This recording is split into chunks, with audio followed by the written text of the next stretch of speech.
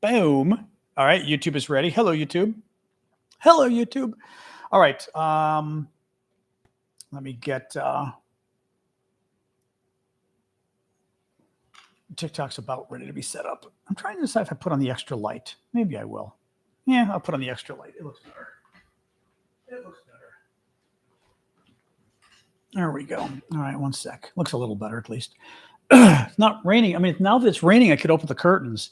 I had to like cut all the light out because of the rain. I mean, because of the sun, and now it's raining, and I could have more light, but it's fine. I mean, big difference. On TikTok, it'll look better, but you know, with my luck, the sun would come out again. It's all right. Let's go live on TikTok. We're okay. All right. There's TikTok. At least all these storms we're getting in DC means tomorrow we're going to have like normal. Well, it's 82 right now. We're going to have normal weather tomorrow, which I'm very excited about. I mean, like the next week is 70s and 80s, which is insane. Anyway, hello, TikTok. How are we doing today? We got everybody live and happy. Ashley's here for a little bit. Are you leaving us?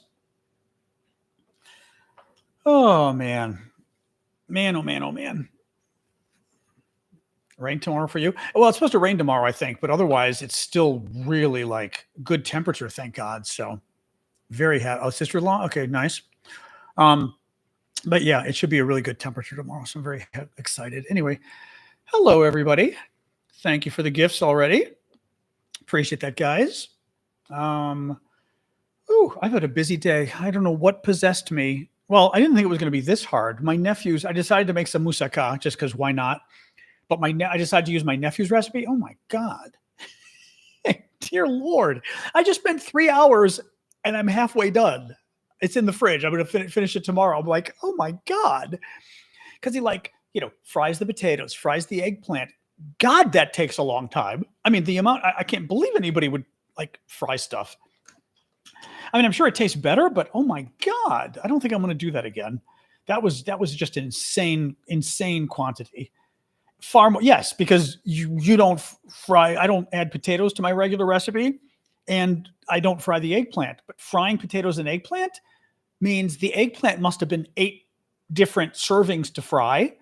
The potatoes were probably 4 different servings to fry, right? So each one you're frying 5-10 minutes, and then another one 5-10 minutes. Oh my God. Anyway, all right, I'm fine now. But oh my God, but that was like my afternoon. Was hours and hours of frying eggplant and potatoes. Oh God. So anyway, I'm making it tomorrow and I'm freezing it and it's all mine. I'm making it for myself. Yes. Damien can have some if he's here. Although by the time it's ready, he's not going to be here, but I'll freeze it and I'll be happy. But oh my God. Anyway, welcome everybody. Yes. So that was my baking story of the day. I'm just exhausted. I'm absolutely exhausted.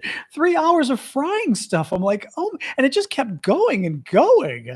It's like, oh, dear Lord. I didn't know. I really didn't realize like frying potatoes took that long. I thought like 3-5 minutes, they're done. Puh! Maybe I didn't have it hot enough. Who knows? Anyway, so welcome everybody. I'm John Aravosis in Washington, D.C. We are going to talk about the latest news, a little bit of Ukraine news, a little bit of Trump news. As always, a little bit of both. Let me pull this up here. Going to get my fan going, so at least my room is nice and cool. Well, the room feels pretty good. Oh, hey, Dutch Cossack. I do see you commenting on the TikTok videos, though. So I know you're alive. Hold on here. All right. Oh, because I was cooking, because I was doing that all day. My apartment feels warm. Oh, my God. I'm tired now. Dear Lord. I know. Honest to God, cooking for 30 years. Seriously. Anyway, welcome everybody. Dear Lord, I'm tired. So it's Thursday. Happy Thursday. Saturday is our coffee talk show. Remember, Saturday morning we do our show, or I do my show, or we all do the show, whatever, for the paid monthly subscribers as a thank you just for you guys. So anybody who's a paid monthly subscriber on TikTok, you could have paid for it, or you could just have it for free. Somebody might have given it to you as a gift for a month. But anybody who has SNN next to their name, like Flower Lady or Gothic, they are the monthlies. So those guys will join us. On Discord, it's anybody whose name is not white. And on YouTube, it's anybody whose name has color as well. So like Jens and Brendy and others. Anyway, so join us for that. Otherwise, with no further ado, I guess I will get rolling. I'm telling you guys, I'm exhausted. I like been cooking all day, slaving over a stove all day. Dear Lord. All right, I'm better now. I'll stop complaining about cooking. But my God, I don't usually fry stuff. Oh, hey, Jens. Jens just did a gift. Jennifer got one. Thank you, Jens. Very nice of you. Jennifer, you just got a gift membership from Jens for a month. So that's nice. Anyway, all right. Tariffs. So Epstein. Trump, Politico had a really funny article about Jeffrey Epstein and the 47 things Trump has raised to try to deflect attention from Jeffrey Epstein. And the big one right now is tariffs. Now, there is a tariff deadline tonight, but Trump is also desperate to change the topic from Epstein, anything he can do. Thank you, Tom, for subscribing. Aileen as well. Or if maybe somebody subscribed, you guys, gave you gift memberships. I don't know. I can never tell because TikTok doesn't tell me that, very annoyingly. So either way, did somebody buy them the gift memberships? Just so I know who to thank. Anybody? And Annie just got an auto renewal. Thank you, Annie. Anyway, either way, thank you guys, or thank you, Aileen. Oh, Aileen subscribed again. Okay, actually, Aileen, I think I did this to you before, where I wasn't sure. Tom, you subscribed too. Oh, okay. Well, you both did it at the same time. That's why I got suspicious. Because people will buy gifts, but I don't always see, TikTok doesn't always show me the gift memberships. So I never quite know whether to thank the person or anyway, you get it. So thank you guys. I appreciate it. So Epstein. Yes. So, and my nose is itching. Of course it will, because that's my deflection during the show. The Trump tariffs, Trump had promised 90 days, we were going to have 100 tariff deals. CNN actually has a very funny story on this today. There are apparently 2 deals. 2. We were promised 90 or so. There have been 2. CNN. After Trump paused the initial tariffs in April, his top trade advisor, Peter Navarro, promised the president was going to achieve 90 trade deals in 90 days. It's been 111 days, however, and only 2 deals have been finalized, one of which with China expires in 2 weeks. So we have 1 deal finalized and 1 deal that's about to go away instead of 90. Trump has announced a handful of trade agreements over the past month with trading partners, but until they're finalized, they're essentially rough drafts. That's the funniest part. So big surprise. Again, he just doesn't tell the truth.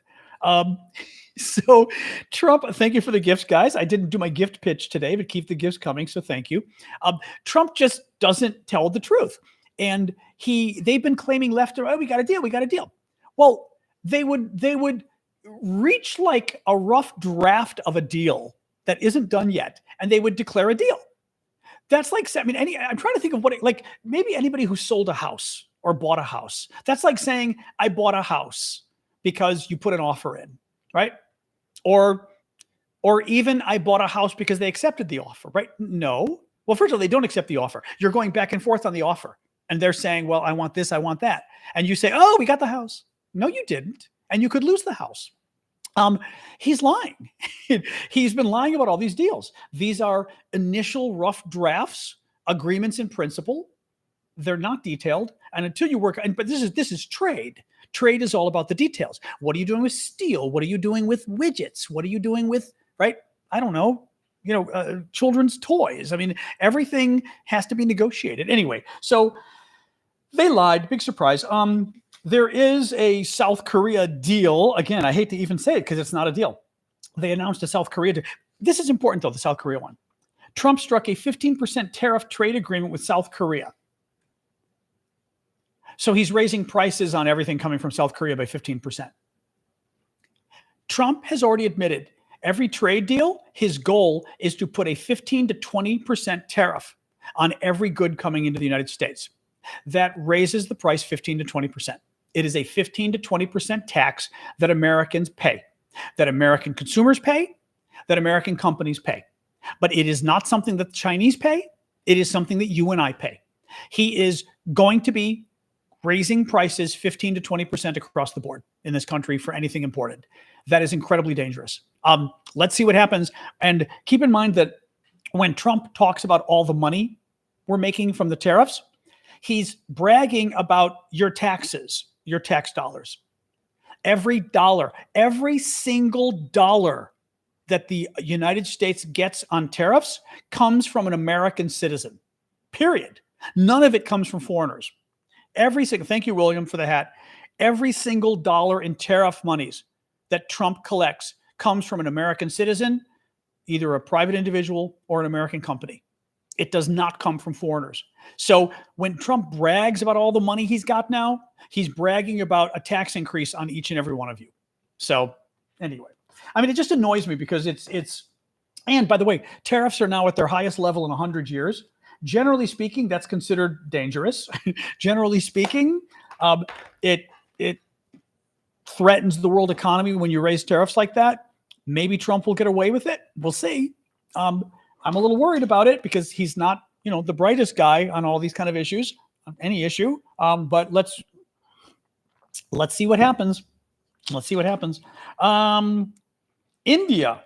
Trump imposed a 25% tariff on Indian goods today. Remember, this was the tariff because the trade deal wasn't finished, but then Trump also said he was going to put an additional tariff if India keeps trading with Russia.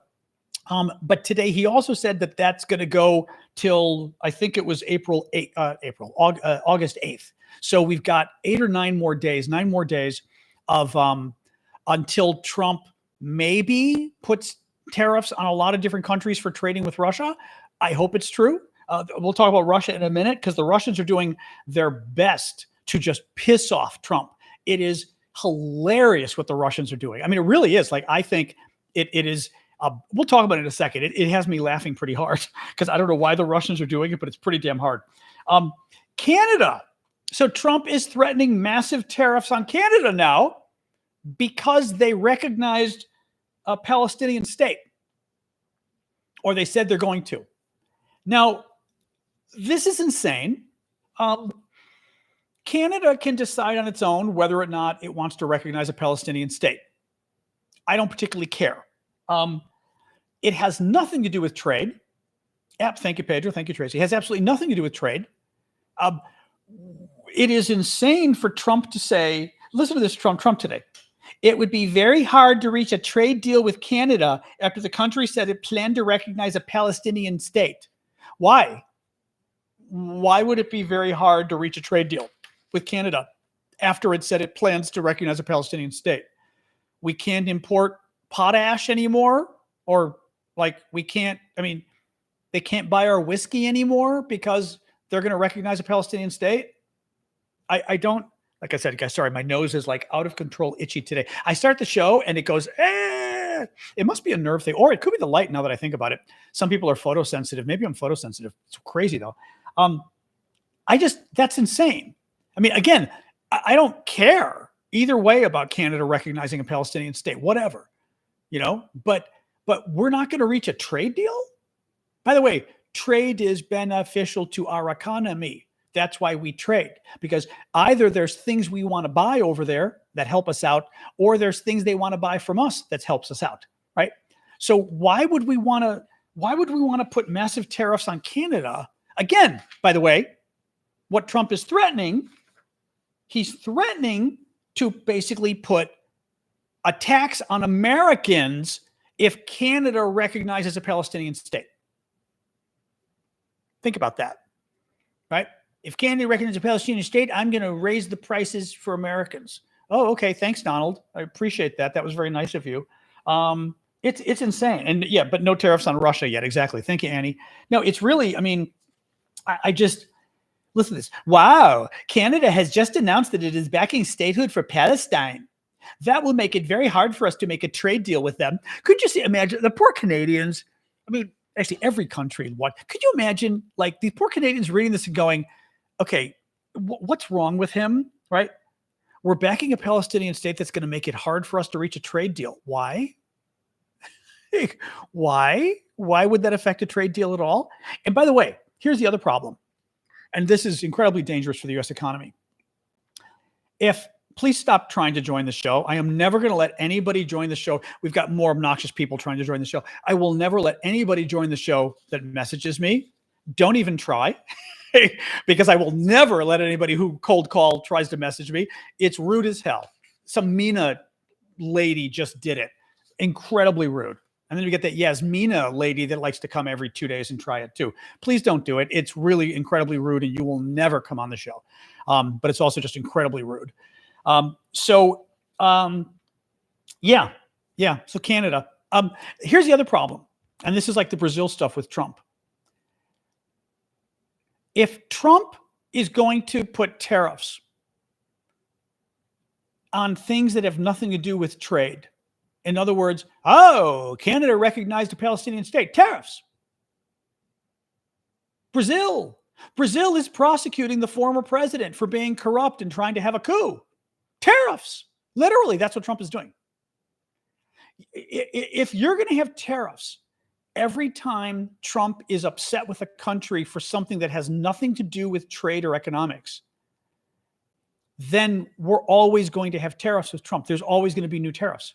No trade deal, think about this, no trade deal will stop Trump from putting new tariffs. And if you're a business, how do you keep investing in the American economy without having any sense of what tariffs are coming?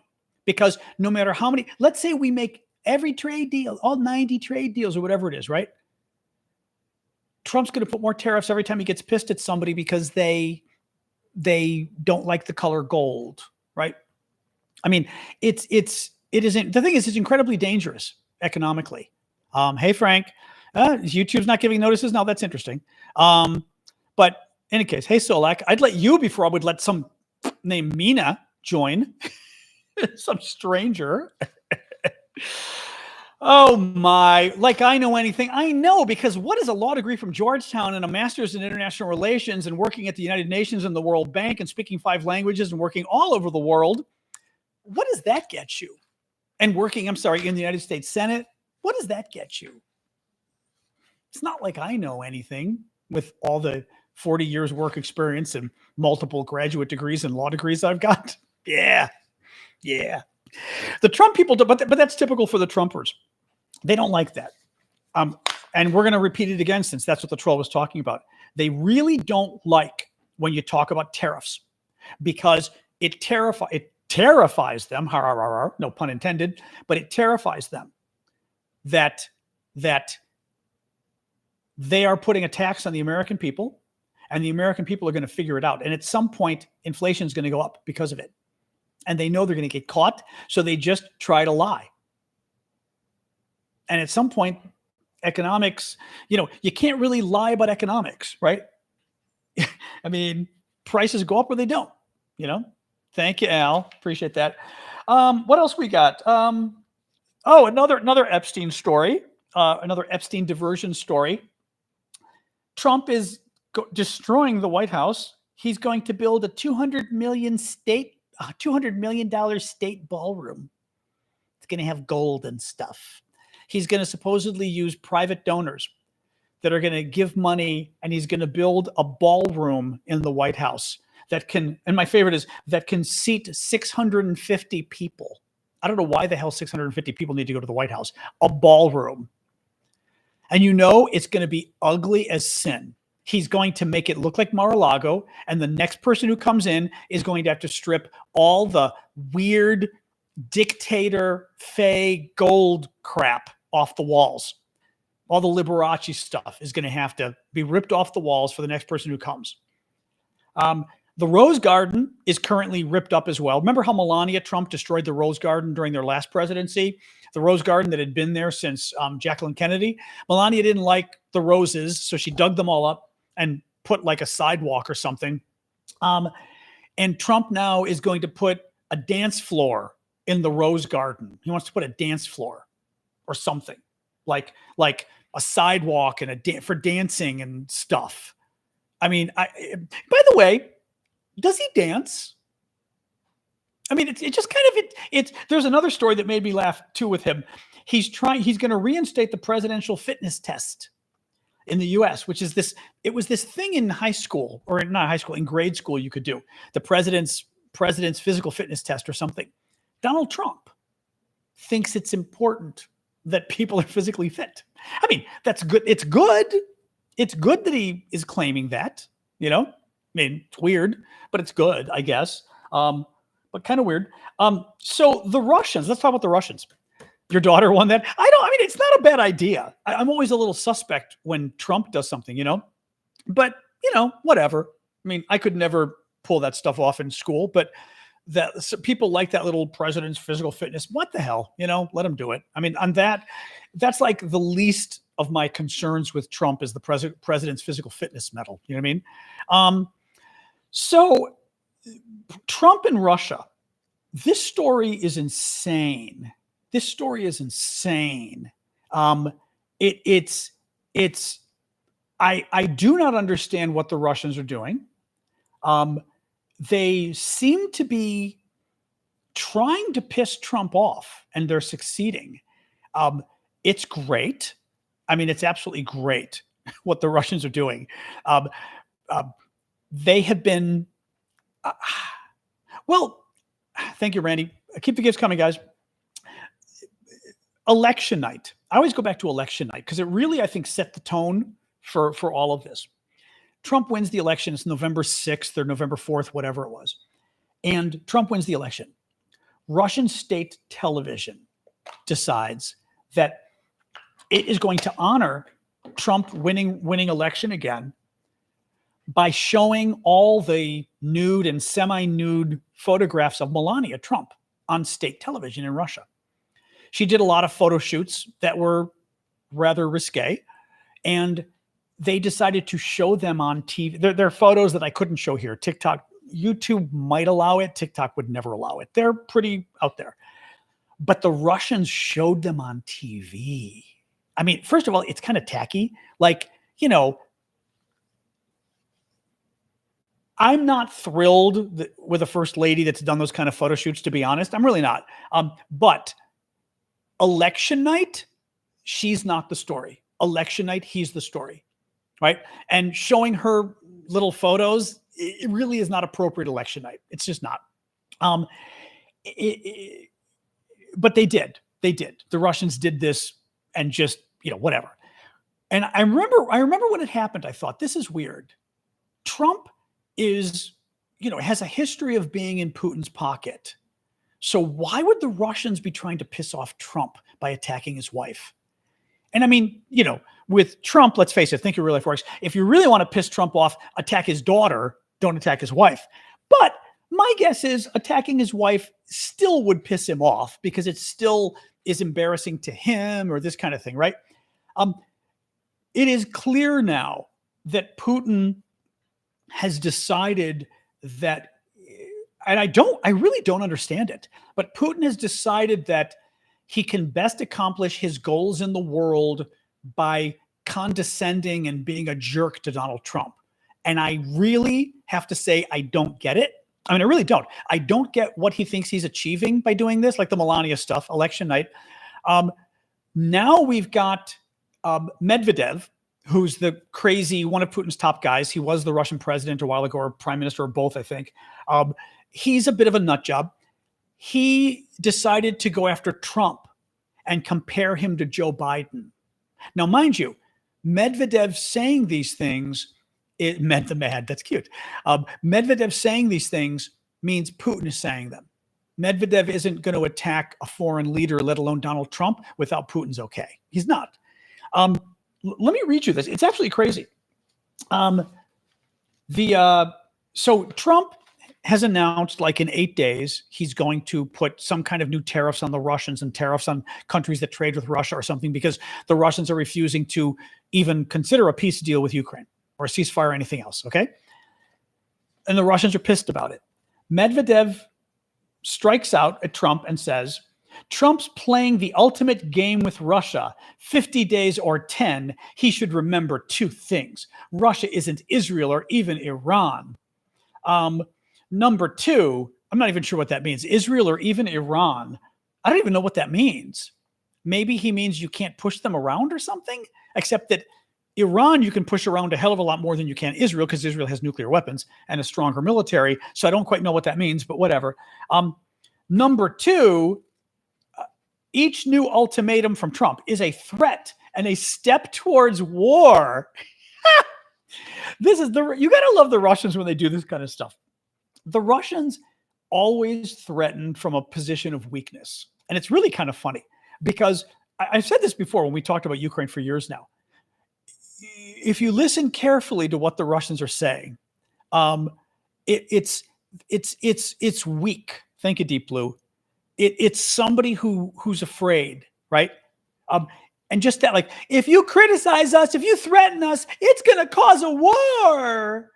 Really? I mean, and again, you're the people who have been threatening war for 3 years that we've been helping Ukraine. Where's the war? I mean, there's a war there, but they've been threatening us with war. Oh, it's going to cause a war if we help the Ukrainians.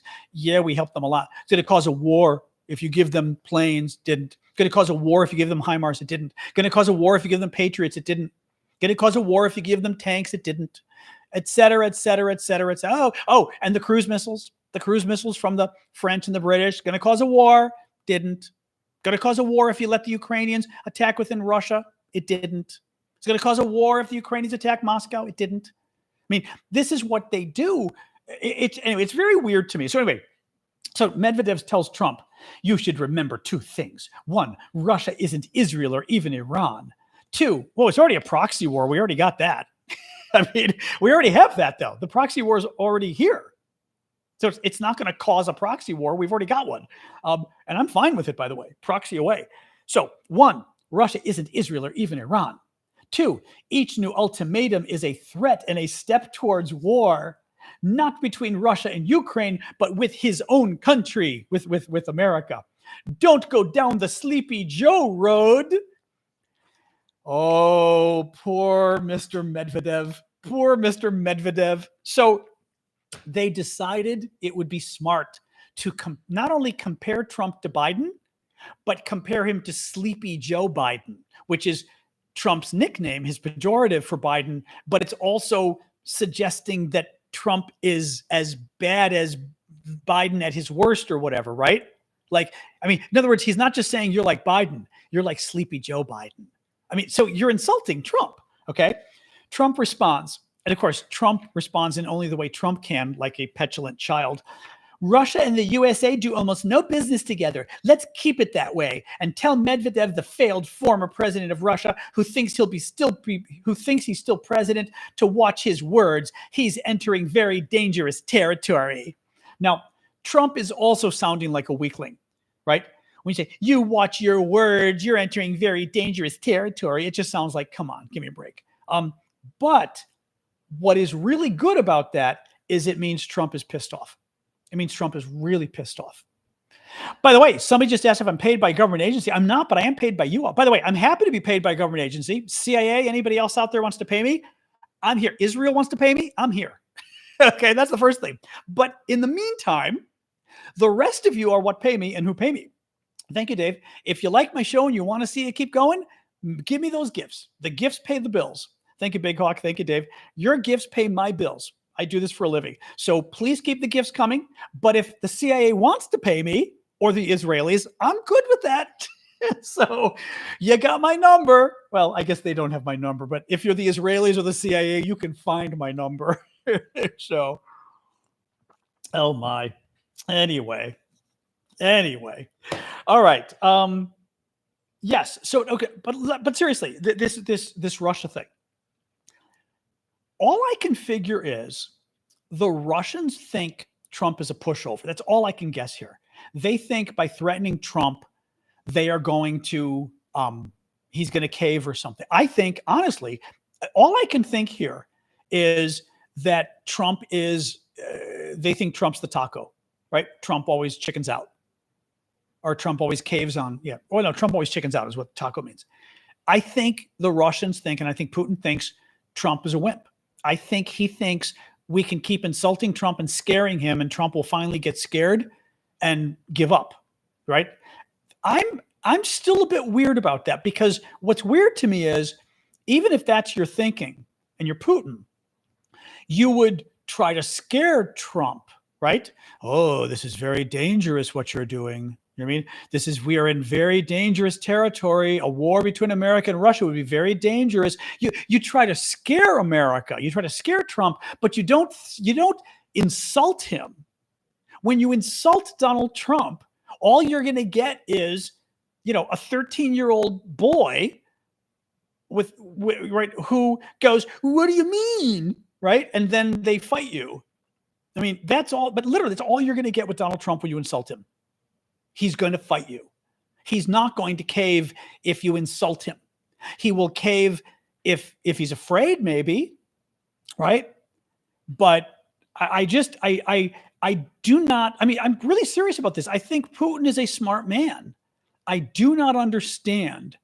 Thank you, Rob. Appreciate that on YouTube. I really don't understand the game Putin's playing, because ultimately what you're doing is you're forcing Trump to support Ukraine. You're forcing Trump to give Ukraine more weapons. You're forcing Trump to continue the war, right? You're forcing Trump to find ways to hurt Russia even more. All of that makes it harder for Russia to sustain the war, to win the war. More Russians die, more Russian soldiers die.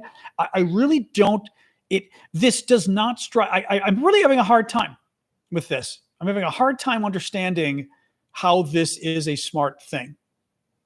So I don't know. It's very weird.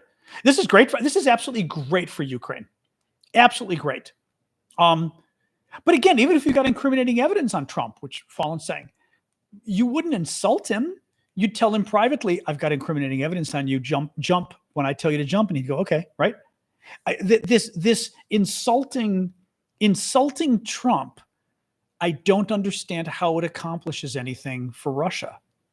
All it's achieving is pushing Trump into Zelensky's arms. And that is bad for Russia. Trump came in wanting to cut off Ukraine entirely. The Republicans did remember last year. Trump wanted to cut off Ukraine entirely. That was great for Russia.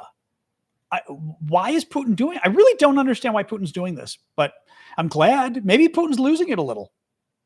Maybe it's posturing. I mean, maybe Putin, again, I think Putin thinks, Trump will back down. Trump respects strength. Trump respects people who insult him, I think. And I look at it and go, look at Elon and Trump. You know what I mean? Elon's dead to Trump now because he insulted him. Trump is like a little boy that way. You don't insult, or teenage boy, you don't insult him and get away with it. No, I really don't get it. There's something about this that just doesn't make sense. I don't know. Like I said, it's a very weird story. So this is very funny. Keep the gifts coming, guys. Thank you, Larissa. The Internal Revenue Service. Oh, thank you, NJ. I don't know if I thanked you. I did see it, but sorry. Thank you for the gift there on YouTube. The Internal Revenue Service is our agency that collects the taxes and stuff. The IRS has reversed course and announced, reportedly, that they are looking to hire 3,000 people. Because remember, Elon Musk fired everybody, and then they also paid off a bunch of employees to leave early, and they're paying them like for the rest of the fiscal year, but they don't have to work.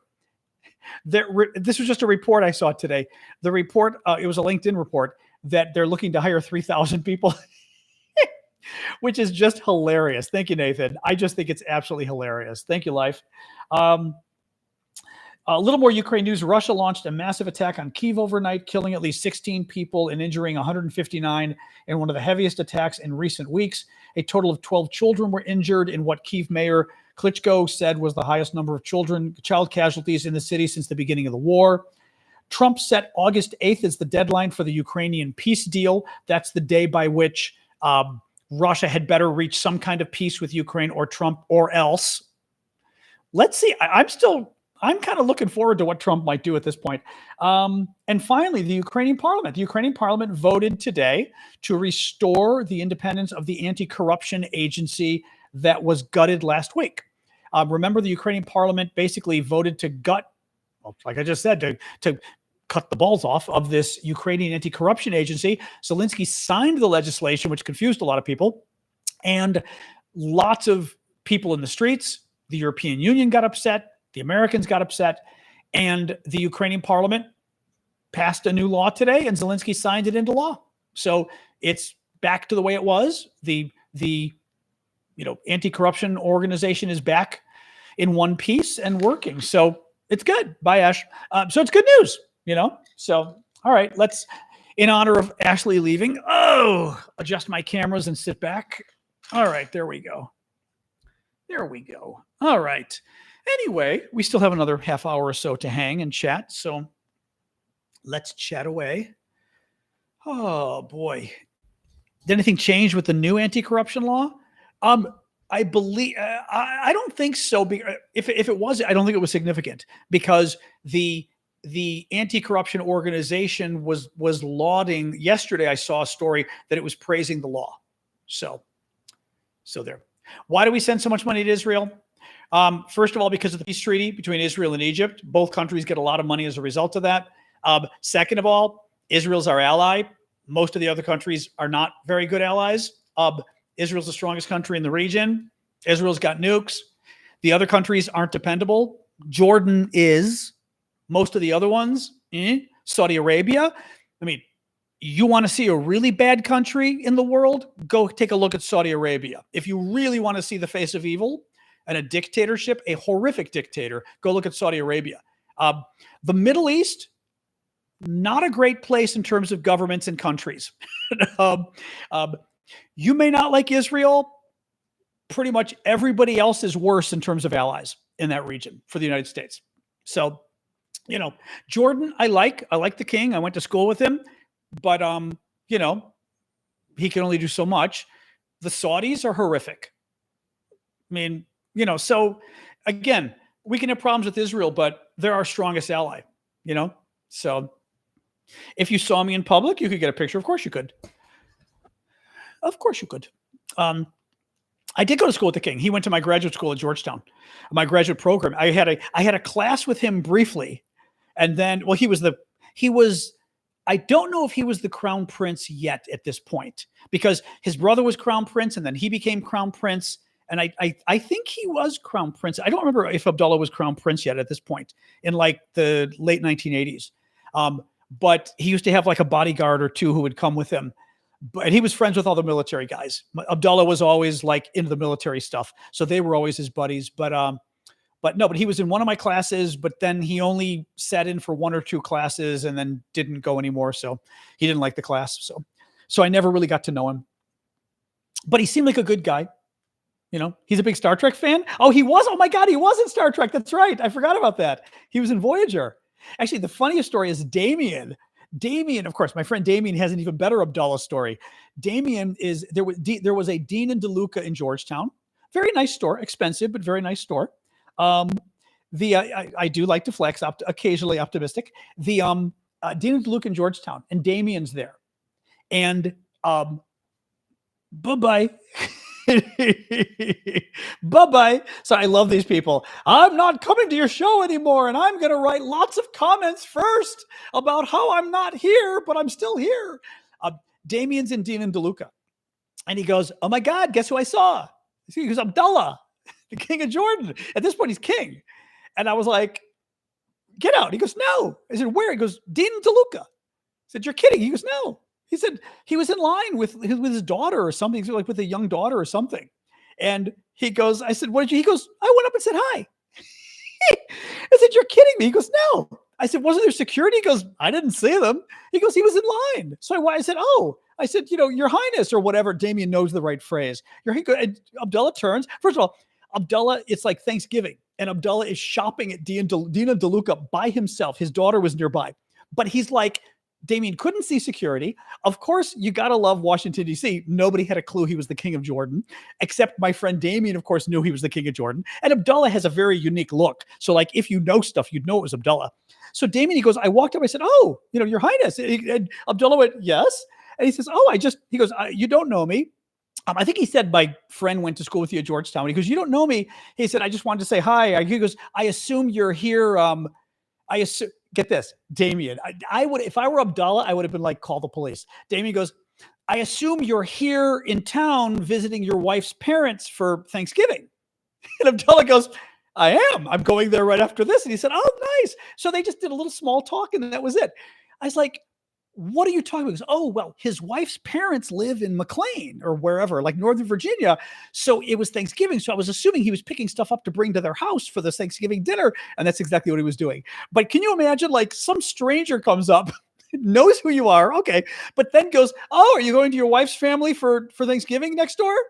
You'd be like, yeah. So very funny. Anyway, but I love that. But I love that's one of the things I love about Damien. I love that Damien like recognized him, but then knew all the. You'd be like, right, security, take this guy away, take this guy away. Anyway, but yes, Abdullah went to Georgetown, seemingly a very nice guy from what people said. Like I said, I didn't know him, but people I knew him. Everybody, he just had a reputation of being a nice guy. So that's nice. And the king of Spain went to Georgetown too. My same graduate program at Georgetown. I did not know him because he was a couple years after me, but I did get to meet him in Spain when he was still the crown prince or whatever. I met him and his wife, who were very nice. And we were talking because I said I went to Georgia. I said I did MSFS, which is our program. So we talked for a few minutes at this event I was at in Spain. Seemingly very nice guy. So anyway, how long have I been in this apartment? 16. No, 2020? 16 years. Wow, there's a long time. 16 years. Yeah, that is how long I've been here. Okay, yeah. So 1 year less than my dog. Yep. Anyway. Is it true India stopped Russian oil? I did not hear that. That is certainly the threat. Thank you, Cinderella, for subscribing. Let me Google and see, but I did not hear. First of all, they've got like 8 days. Trump isn't doing this for 8 or 9 days. So I'd be surprised if India, did it already. It'd be great if the Indians stopped taking Russian oil, but let's see here. They paused. Reuters. Good call, Ashley. Listen to this. Indian state refiners have stopped buying Russian oil in the past week as discounts narrowed this month and U.S. President Trump warned against purchasing oil from Moscow. The country's state refiners have not sought Russian crude in the past week or so, 4 sources said. Let me see here.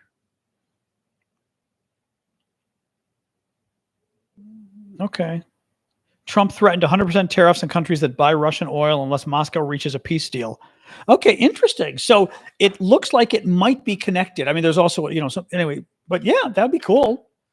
That'd be cool. Would that put more demand on the same places we get oil from?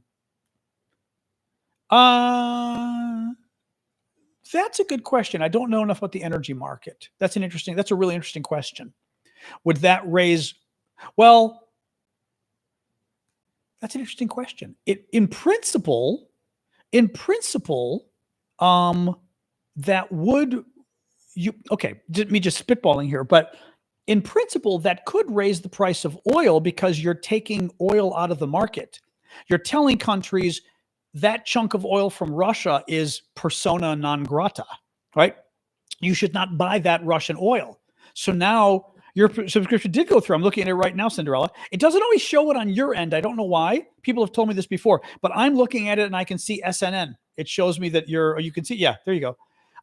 So yeah, I mean, it potentially could raise the price, I would think. Hey, Andre, good to see you. Well, correct. OPEC could increase production. No, but that's a very interesting question. Yeah, that's interesting. U.S. is an oil exporting country since Obama. Interesting. So maybe it helps us. Well, no, because if the price goes up, I think it still goes up everywhere.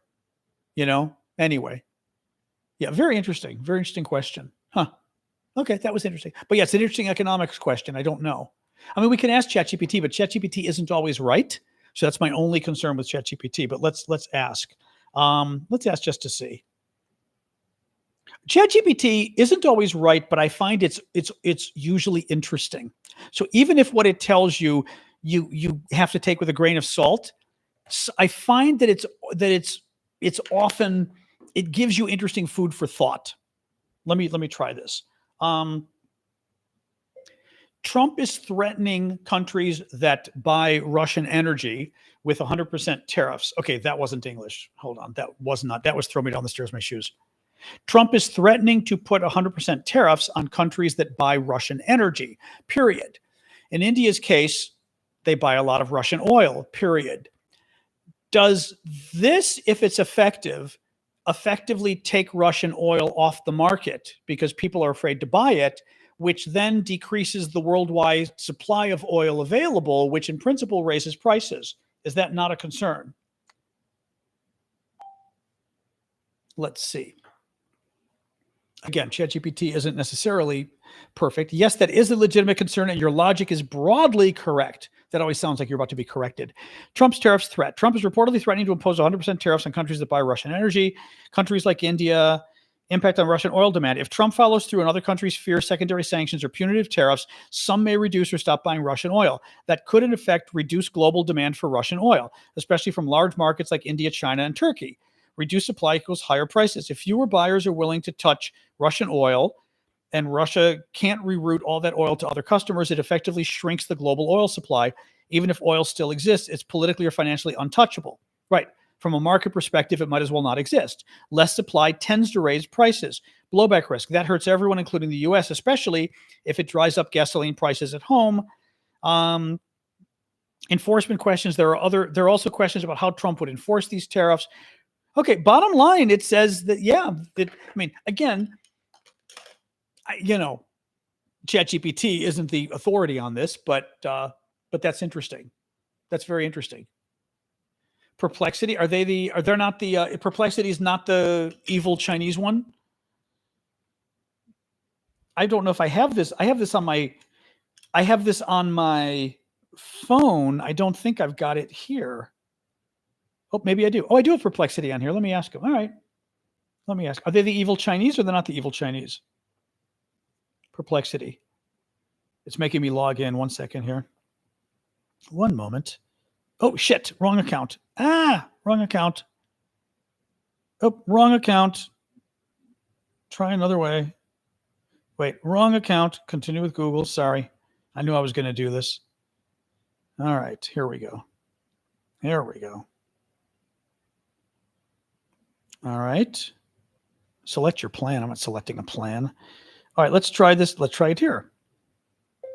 Trump is threatening secondary tariffs on countries that buy Russian energy, like India buying Russian oil, period. If the secondary tariffs are implemented and if they're effective, does that not effectively take Russian oil off the market, thus shrinking the available market of oil, thus risking global oil prices increasing because supply has now gone down? Or is my logic flawed? All right. Two AIs. Your logic is fundamentally sound. If the U.S. imposed secondary tariffs on countries buying Russian oil, this could sharply curtail Russian oil exports, removing a significant supply. Secondary tariffs explained, we know that. Effectiveness and market response. If these tariffs are implemented and strictly enforced, the available supply of Russian oil could shrink dramatically. Russia is one of the world's largest oil exporters, selling more than 7 million barrels per day. Oil prices likely to rise. Most analysts agree that effective secondary tariffs would push oil prices higher, potentially sharply. Taking Russia's supply off the market would reduce global available supply, while demand would remain relatively stable. This supply squeeze could cause oil prices to spike, with some estimates putting potential prices at $110 to $130 a barrel. Wow. Caveats. If only some buyers comply and others ignore the tariffs, such as China, Russian oil might still find buyers, though likely at even steeper discounts. Russia has developed shadow system for shipping, payment, and insurance to evade some Western sanctions. The full effect on prices depends on substitutes. If OPEC ramps up production, somebody mentioned that on TikTok, or if Venezuela and Iran increase exports, some of the loss could be offset. Interesting. Okay, so there you go. Yeah, Perplexity gave a good answer. I think that answer might have even been better. What's the barrel price now? Is it 60 to 70? What's the price now? ChatGPT has a reasoning engine. Perplexity does not. I don't know what difference that is, though. What difference does that make? Is it 70, Rob? Scully says 68. Rob says 70. Okay. Interesting. Thank you, Onyx. Onyx. Fun with Onyx. Yeah, so there you go. Interesting, huh? Yeah, 72.50 a barrel. Okay, Janice just Googled for us. 72.50. I was going to say, for some reason, 70 was in my head, but then I was thinking maybe it's a little lower. The dog is in her bed. She was snoring earlier. Now she's staring at me. She was not thrilled. Although, you know what? I did give her a little sleeping pill because she was not thrilled that it was raining all day. So poor thing. Poor thing. Oh, boy. 79. The temperature's already dropping. This is early. Ooh, this is early for the temperature to be that low. Well, I don't know if India has announced that they're stopping. There was India in the last week had not renewed purchases, had paused purchases of Russian oil. I did not see they paused. Oh, India tells oil refiners to draw plans for non-Russian crude. Okay, that's from Yahoo Finance. There's a lot of pausing in these articles. Very interesting. Very interesting. Okay, well, we'll see. We'll see. Hopefully that's the case. Nice. Nice. I'm in Washington, D.C. Roboto. Oh, excuse me. Oh, boy. Oh, man. Anyway. Oh, my God. I just can't even imagine. I've got to finish making that damn moussaka tomorrow. That recipe is hard. I may go back to Mom's recipe in the future, or I'm gonna put the potatoes and I'm gonna try the potatoes and the eggplant in the oven, because it's just too hard to make them. It's too hard to fry them, and I'm a little afraid of the oil. We're gonna see how much oil that's in the recipe. I'm a little afraid it's too much oil, but we'll see. So. Anyway, 72, 69. So it's all in that range. Do I have something this weekend? What does that mean? Oh, I have a show on Saturday I do for the paid subscribers, if that's what you mean. I did say moussaka. I did. But my nephew has a recipe that's kind of difficult. Like coconut oil? Do people cook with coconut oil? I didn't know people actually cooked with it. Do they? I get oil from Russia cheap, exactly. Yeah, I know somewhere you can get some good oil. You can cook with coconut oil, huh? Yeah, but I mean, olive oil lends its own nice flavor and stuff, but coconut oil in your pumpkin bread, that's interesting. It burns. Oh, it burns through the sea. Even the olive oil is iffy for frying. No, nephew does not use my mom's recipe because nephew was in Greece and had a really good moussaka, and he got the chef to tell him the whole recipe, which I thought was hilarious. So the chef walked him through the entire recipe, and he wrote it down. So he's got the chef's recipe from somewhere in Crete in Greece or something. It's an interesting. It's a good recipe. It's different. It's a little different, but very good. And I had it at his place once. It was very good, so I'm going to try it.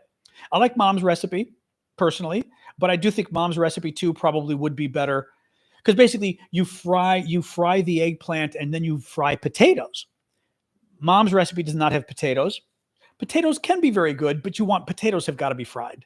I mean, either fried or maybe cooked in the oven so they're browned, or like an air fryer, but they've got to be browned. Otherwise, correct. I know about the smoke point. That's the problem with olive oil. Yeah. So anyway, yeah. So this was fine. It took me like 3 hours to cook all the batches of potatoes and 3 or 4 batches of potatoes, and then like 7 batches maybe or more of eggplant. It was way too much, just way too much. So anyway, it was fine. I used a combination of canola and olive oil. I thought, you know what? I don't want to totally give up on olive oil, but and interesting thing I saw, ChatGPT had said this and I found it was true. The oil wasn't really absorbing into the eggplant too much, meaning I wasn't needing to add more oil. As soon as the oil was a little low, so I added more olive oil, that new oil disappeared. So olive oil seemed to get absorbed a lot more into the eggplant than canola, which ChatGPT claimed was the case. You've never heard of this dish? It's called moussaka. It's Greek. Moussaka. Google it. It's very good, but I mean, lots of recipes. But Moussaka, moussaka, very good. Or moussaka if you're American. It's good stuff. It's very good stuff. So eggplant, meat, little tomato sauce, and then like a bechamel sauce, a creamy cheese sauce on top. You could make it vegetarian. Yeah, you could skip the meat and make it vegetarian if you wanted to. Pretty easy. Rick Scott. Who? The senator? Who's Rick Scott? Detroit Greektown, yeah. Alien Mothership. Popcorn and popcorn. That's interesting. Yeah, it's good. No, I will say tomorrow I'm gonna throw it together. I know it's a great dish. This is like so much of Greek food. Like a lot of Greek food is just hard. Bechamel isn't particularly, I don't think it's hard. This is worse. This part's worse than the bechamel by far. Like I said, frying this stuff, like 10 batches of things to fry. In each one, you're taking 10 or 15 minutes to get it to brown. And you're like, oh my God, this is crazy, you know? So yeah, we'll see. She'll be good though. I bought I got some good Parmesan Reggiano on sale. So we're going to use that. So I'm looking forward to it. Something this is in Puerto Rico. You could have, it's Greek. I mean, it would be at a Greek or Middle Eastern place if you had it in Puerto Rico. The dog is funny. She's doing those little snores. I don't know. I probably can't get the mic close enough for you to hear. No. I don't think you can hear. Let me turn it on. Hold on.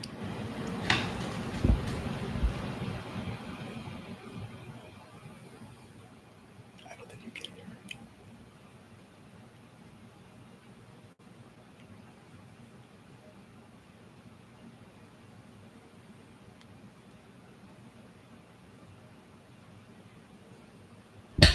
There we go. I turned up the mic a lot. I don't know whether you could hear that or not. German said he could hear, but it's just a little bit of a like that kind of noise. It's very funny, but it's cute because it's just like it's coming up pretty loudly here. I don't entertain nearly enough. I like to entertain. I have not had a dinner party in a few years, and I need to have another dinner party. Well, I'll do this now. Hold on.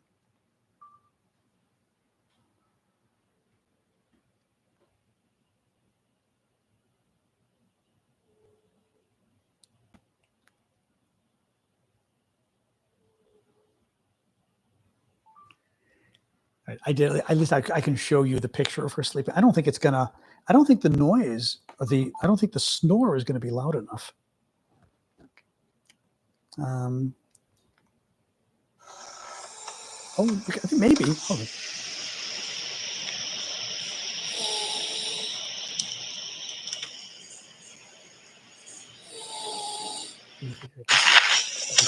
You could hear two of them.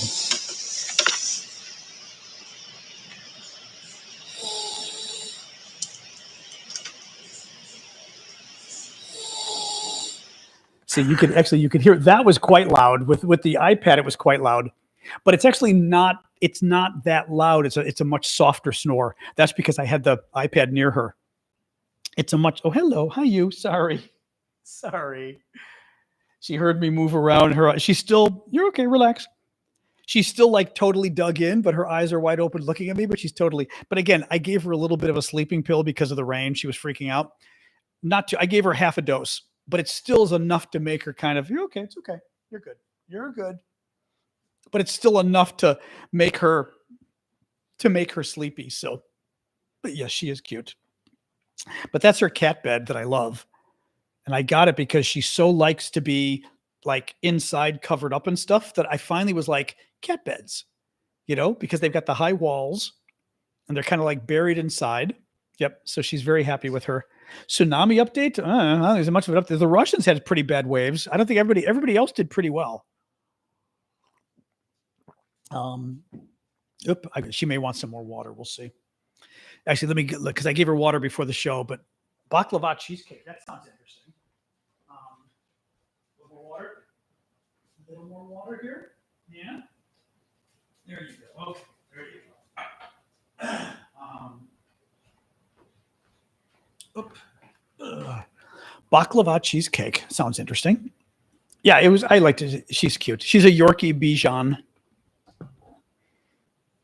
Well, I mean, yeah, but they should have been freaking out. I mean, you could have a really bad tsunami. I mean, you could. Oh, our little troll is back. Hello, troll. You're never coming on the show, but feel free to harass me every day. That Yasmin troll is back. Again, anybody sees her, if she ever makes a comment, block her so fast, it's not even funny. Um, anyway.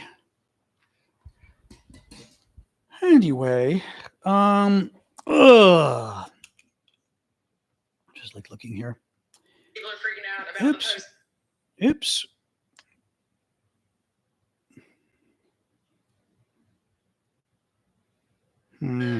Oops. Oh, God, that's annoying. That's annoying. Oops. No, too hard to find. Too hard to figure out. Oh, well. Trolley person. Anyway. Any news on TikTok in the US? Well, the TikTok US thing is starting to worry me. I did not realize to what degree Larry Ellison is like a huge Trumper. I mean, I kind of knew that. Huge Trumper, but he financed the deal to buy CBS, which is really scary. And if he's behind buying TikTok, this could be very scary. So, because that could be like a Trumper putting their mark on TikTok, which again would really be bad news. So let's see. I don't know, but I'm not thrilled about it. You know, very scary stuff potentially. So, just kind of looking here. Where was that? Oops, I'm trying to like see something in my screenshots and I'm not seeing it. Oh, well, that's all right. Never mind. Oh, well, yeah, I mean, very scary stuff, obviously. No, not finding what I was looking for.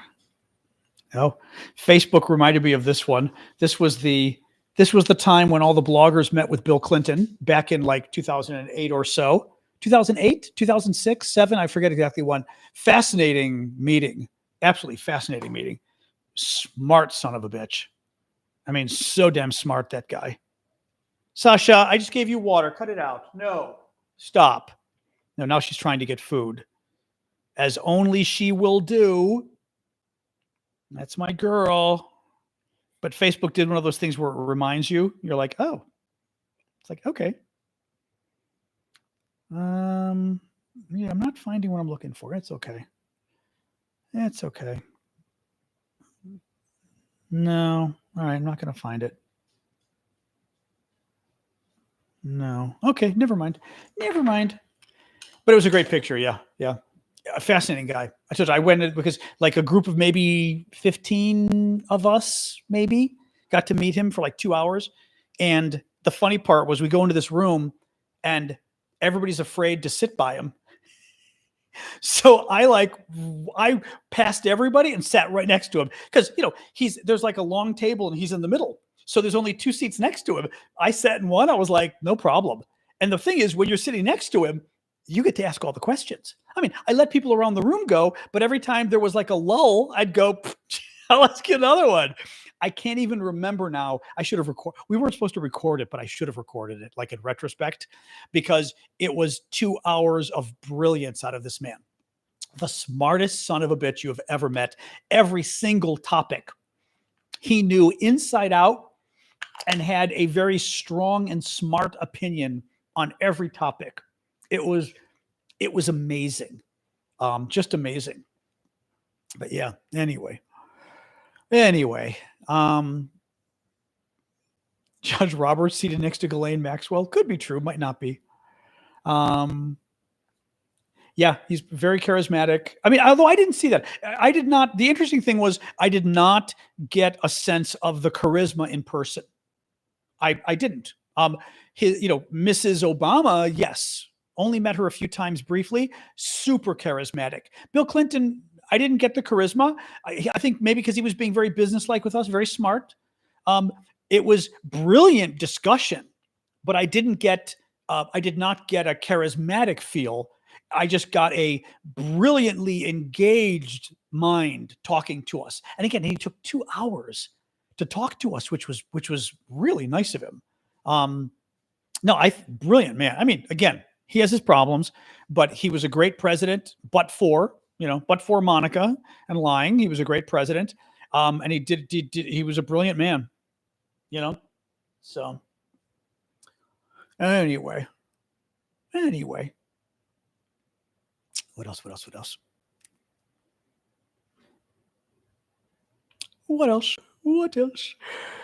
Oh, excuse me. Congress has failed to pass a budget every year since Clinton. Is that true? I did not know that. Hand is still doing its thing. It's going to take a while. Every day, I'm stretching as I talk to you. Every day I have to do the stretches. I still can't get it totally straight, but that's pretty good. Bending all the way down. Again, I can only get to here, so I have to kind of force and hold it. But 2 or 3 times a day, I have to do my stretch it out. But then the next morning, it's bad again. Ow. Ooh, that was like a Charlie horse. The next morning, it's bad again. Yep.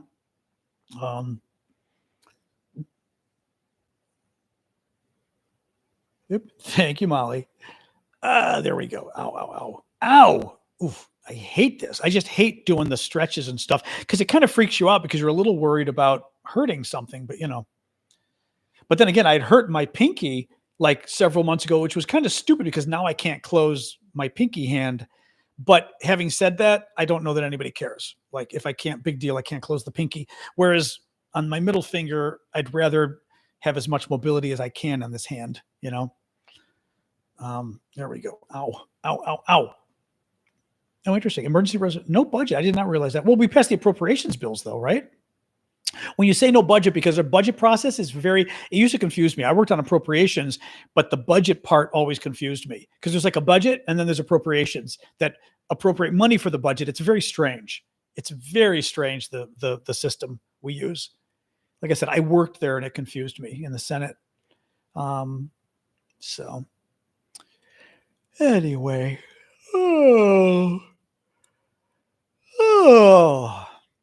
Clinton didn't just balance the budget. Bill Clinton had a $400 million surplus. Clinton entered office with a deficit. There was a budget deficit from George Bush and Ronald Reagan. Clinton enters office and leaves with a $400 million surplus, meaning the government's taking in $400 million more than it's spending. And since then, they blew it out of the water. Pretty much the Republican tax cuts killed it from every step of the way. But, I like tax cuts, but, we can't afford it. Right. Peace dividend. Yeah. Well, so anyway. All right. Well, I'm going to call it quits in a minute here. Oh, it's Thursday. Oh, thank you for the microphone.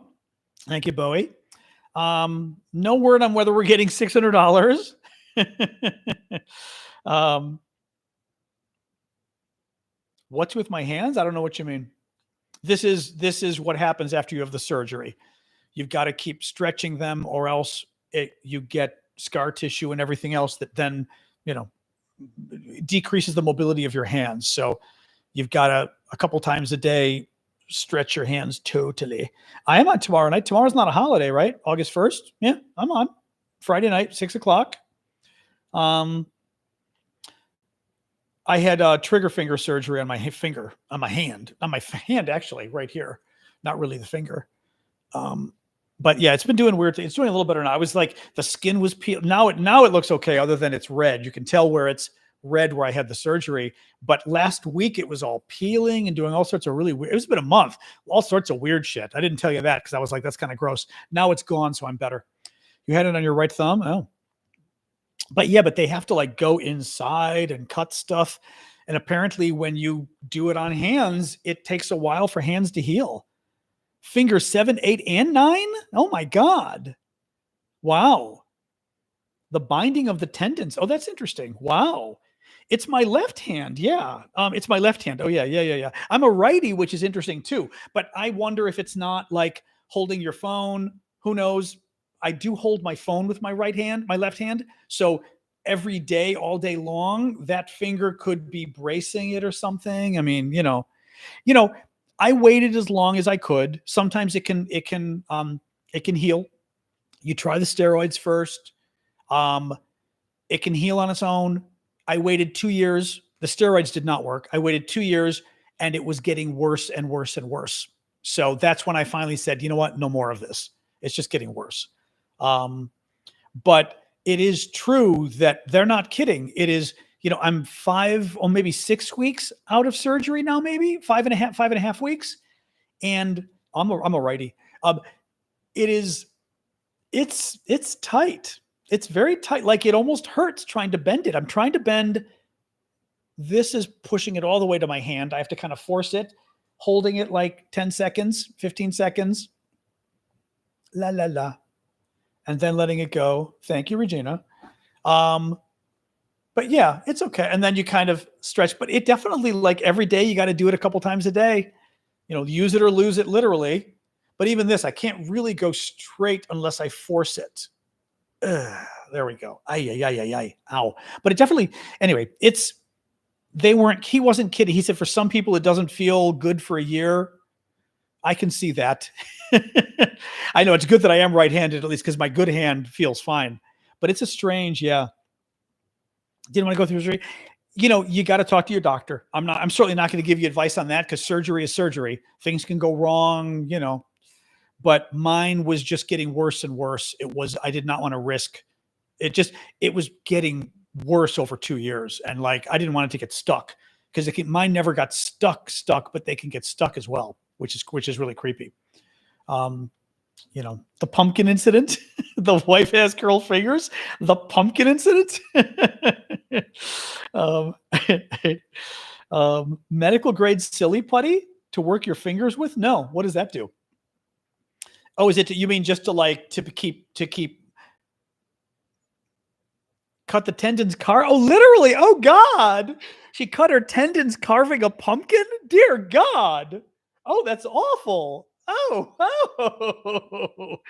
that's absolutely awful. Oh my God. Wow. Oh, that's nasty. Oh man. Oh, the pumpkin. The way you wrote it, the infamous 2009 pumpkin carving incident. I'm thinking like, this has got to be a joke. Oh my God. That's nasty. Oh, as my friend Ismet would say. Oh my God. Anyway. Yeah. Yes, that's the other thing. I've got a massage along the scar.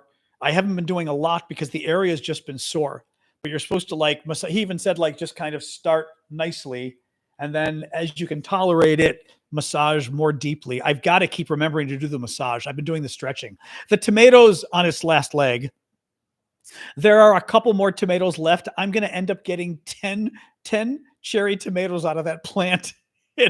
Tomatoes hate me. I do so well with plants too, but what do you do? I mean, to massage across rather than along the scar. Oh, interesting. Okay. Oh, I see. Across the scar. Okay. I'll try it. Yeah. Interesting. You're right, because the natural thing is I was doing it along the scar. The natural thing is to do along the scar. Yeah. Yeah. All right. I will do that. Anyway, well, it could be the temperature. I don't know. I told you my tomatoes seem to catch things. Men are good. And the thing is, I have an amazing green thumb, right? I mean, I am the plant guy. Oops, for you guys can see, I am the plant guy, but tomatoes, man, I don't know what it is with tomatoes. It is. I have my plants are beautiful plants, but tomatoes, very unhappy. Yeah. I don't know what it is. And I love tomatoes and they're very good when they're grown at home. But, years ago I had big tomatoes and I would always get the crazy calcium thing on the bottom, that whatever it's the calcium mold, not molding, but the rot. I don't know. No, the rest of my plants are doing crazy this year. All my other plants have exploded. I mean, and I think it's because I used manure. They're insane. I'm going to buy more manure next year. Tomato lobbyist, exactly. But the plants, like I said, just did crazy. Everything, blossom end rot. There you go. That's exactly what it's called, Praxis. I remember that. But they're not getting the rot. They're just the leaves look like the leaves look diseased to me. The leaves look absolutely diseased on my tomatoes. And I could tell it from the beginning. I was like, these look diseased, and the plant got worse and worse and worse. So it's fine. What do you do? I mean, I think I'm not going to do tomatoes again. Everything else does great, but I do love fresh tomatoes are so good. And we don't get good tomatoes in this country. Well, maybe not this country. We don't get good tomatoes here, where I live. So could be pollution. Who knows? Yeah. Oh no, but my garden is crazy. I tell you, after the manure episode, everything exploded. I can't even forget it. I told you my scallions, my green onions are scary. They're the stalk. They've got stalks. The stalk is 1.5 inches. I measured it. 1.5 inches across is the stalk of my green onion. The height of the leaf is about 3 feet. Actually, the green onion leaf is about 3 feet long. I mean, it's insane, absolutely insane. I know we get the unripened greenhouse tomatoes, exactly. Harlan tomatoes. I don't know that there's anything do I think World War III will happen? No. The girth of my onion, exactly. No, I mean, green onions they look like leeks. They absolutely, I mean, you'd have to, I don't think you can, here for TikTok, I will try to even show you, okay? That is, I don't know whether you can see well enough, whether it's adjusting through the window. That's my green onions. That's like 1, 2, that's probably 4 of them. And they got babies. All the little ones, can you see well enough? You can see them. The little ones that look like chives are babies because they seeded, and the babies are coming up now. They're insane. I measured it. It's 1.5 inches. The width at the base is 1.5 inches. It's hilarious. So I've always cut off the leaves and just use the leaves anyway. Green onions are basically they can survive in Chicago, so they very much survive here. The mic is weird because I unplugged it. The green onions can survive in Chicago over the winter, so they definitely survive here, which is great. So I like to plant them, and then depending what I'm cooking, I can cut stuff. I could use some for the moussaka even, maybe. I don't want to mess with the recipe. One of my students in the chat. What do you mean? I don't have students. Oh, you were in one of my classes at Illinois? Get out of here. Get out of here. That's funny. What oh, rhetoric. Oh, funny. I loved my rhetoric classes. Was that I'm trying to think which how do you remember me? I mean, granted, I have a personality, so I'm not exactly quiet. Oh, that's hilarious. She was in one of my classes in under. Oh, was that the one with the woman who was really cool? No. She means we had the class together. Oh, wait, no, but I also taught. I also was a TA. Thank you. Was I a TA or was I a student in the class with you? Because I also TA'd a rhetoric class. Rhetoric was my major, like writing, English, but writing really. Lisa, we're going to get this whole conversation now, but I'm just curious if this was because I TA'd a class, which would definitely limit it. Oh, students. Okay. Was I don't remember much of my rhetoric class. The one class I remember especially was the first year, this woman who was really good that I really liked. Then there was a guy that I had who was pretty good. kind of young, a lot of hair. Anyway, that's really funny. Oh my God, I'm glad somebody brought that up. Oh, creative writing. Oh, well, that depends. Oh, I did like the creative writing guy. Well, I took a poetry writing class. That was hard. Creative writing was hard though, because we were writing fiction, which I found very difficult. Sorry, Lisa and I are getting this whole thing. Oh, nice to meet you again. We're talking, this was probably 1983, 1982 or 84, maybe 85. Anyway, somewhere around then. That's funny. Oh my God, how funny. That's hilarious. But yeah, so I took a lot of writing classes. But I took like fiction writing was very difficult. I had a very, I could I don't want to get into it all now for you guys, but it was hard writing a story. I could explain the characters well, but writing a story was difficult. Poetry writing class I hated because it was a bunch of weirdos. Just a bunch of weirdos. I mean, the poetry writing class, and not to mention writing poetry, very hard. But I liked the like typical me. I liked expository, which was writing like argumentative papers and writing essays and things. It could be humor too, but it was humor about things going on. You know what I mean? Yeah, writing is not easy in school for poetry. Wow. Yeah, poetry, very difficult. I mean, that's very hard. It was interesting to take the class because I thought, you know what? I'm taking a writing major. I might as well take a poetry class. Very hard. And again, the class was a bunch of weirdos. I mean, it was like, whoa, you know. And then we had, oh my God, then I remember having one really horrible writing professor that I had to leave the class and use one of my other professors I liked as a independent study because this guy was a nut job. He was this old guy who was really bad. And I remember I wrote like a satire piece about the Wizard of Oz. And he got upset with me because he thought my piece was serious. And you know, and actually I remember I went to the head of the department and the head of the department was like, well, you know, satire is a very difficult thing to write. And I said, I realized that. I said, I'm not saying my piece was perfect or deserved an A. I'm saying you're crazy if you read my piece and you think I'm being serious. I said, read it. and I showed the guy, it was like a 3-page piece. I wrote a piece about the Wizard of Oz and I wrote it and I claimed that the Wizard of Oz, this is, mind you, the 1980s or the Reagan years, right? So it was 1982, 1984, something like that.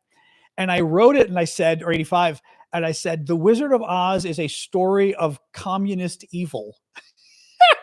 Dorothy is promoting communism and it's about, you know, her paying the ultimate price or whatever.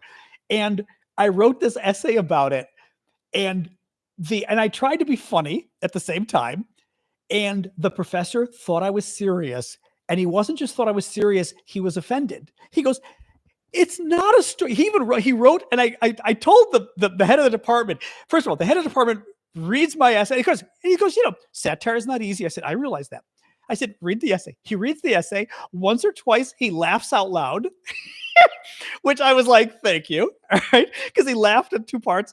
And I said, now read the comment the professor wrote on the essay. And the professor wrote a comment, and I wish I still had this essay, and said, it is not a story about communism. It's a story about a little girl. She just wants to go home. And I was like, oh my God. I'm like, you actually think I wrote a story about the Wizard of Oz being a foretelling or a warning about the evils of communism?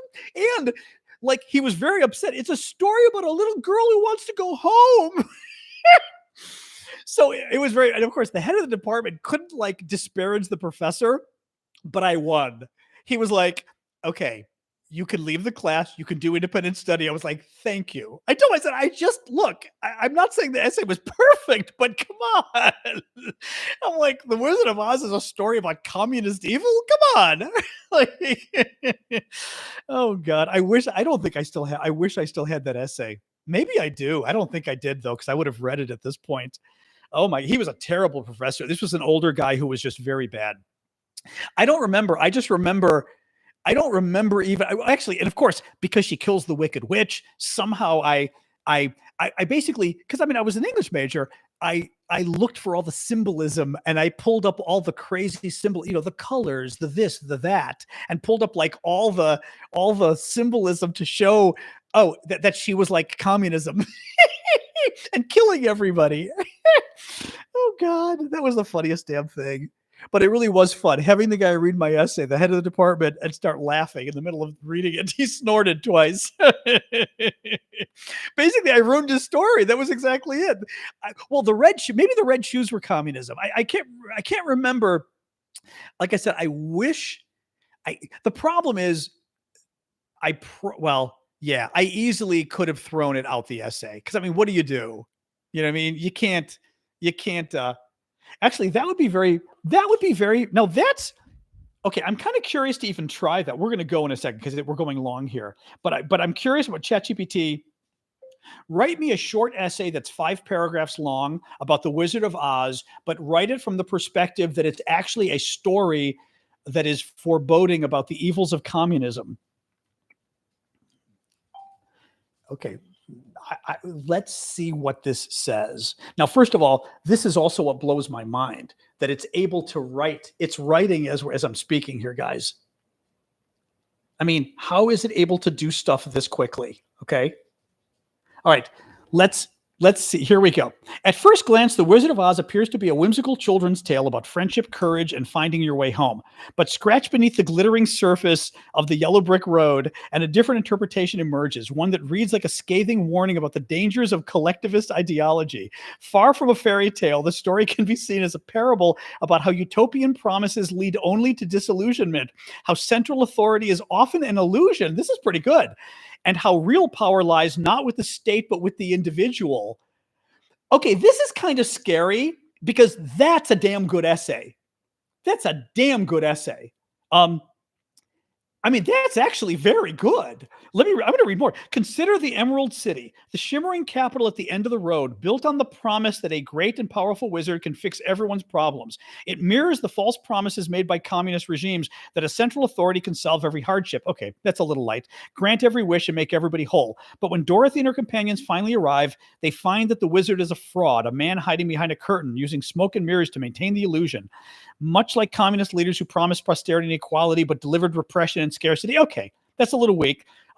Each of Dorothy's companions embodies a fundamental human trait crushed under communism. The scarecrow, yearning for a brain, reflects how totalitarian regimes fear and suppress independent thought. That's pretty good. The Tin Man, who longs for a heart, symbolizes how collectivism strips individuals of empathy and humanity, reducing them to soulless cogs in a state machine. That's very good. The Cowardly Lion seeking courage speaks to how fear is weaponized under authoritarian rule. People know what's right, but lack the courage to defy the system. That is an excellent paragraph. Alexa, raise the temperature 1 degree. 2 paragraphs more. Dorothy's journey is an indictment of the ideology that tells citizens they must rely on the state for salvation. At every turn, she's told to wait, obey, and follow the path laid out for her. You could write a feminist critique about this too.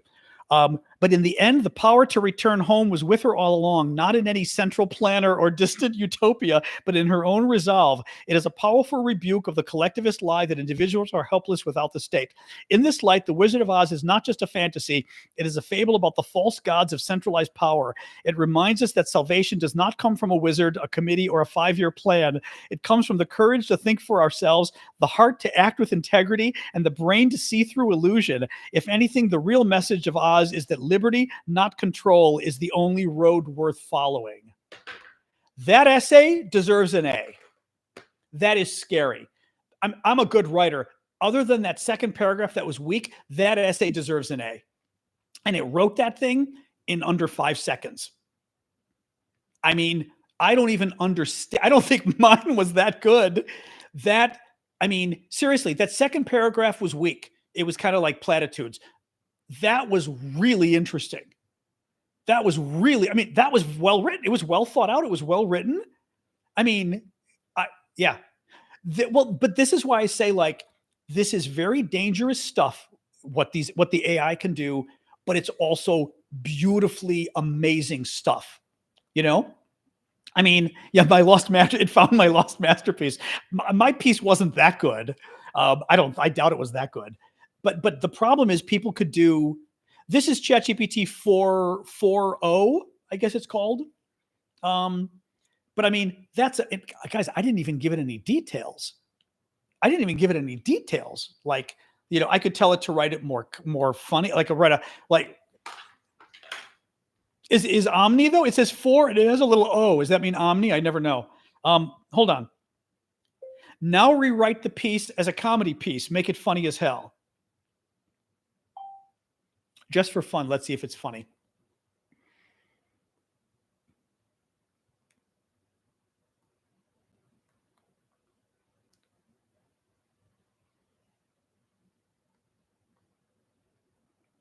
I don't think it's funny though. I mean, looking at it, it's okay. It's a little hold on.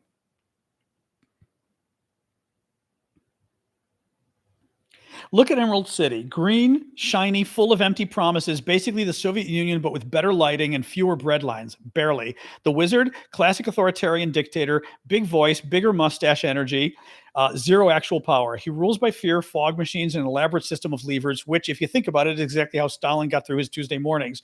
He keeps everyone in line with propaganda and nonsense. Bring me the witch's broom. Bro, just say you don't know what you're doing. And Dorothy's crew, straight victims of a failed 5-year plan. It's not that fun. See, the humor, it's not doing as well with the humor. Yeah, the humor one isn't as good. But that serious piece was excellent. Absolutely excellent. The research can be very bad. That you got to be careful because it makes stuff up. You got to be very careful with that. It can make stuff up. I do think for proofreading, it can be really helpful for that. Look for things spelled wrong. Look for things that maybe could be expressed a little better. Even that I would consider.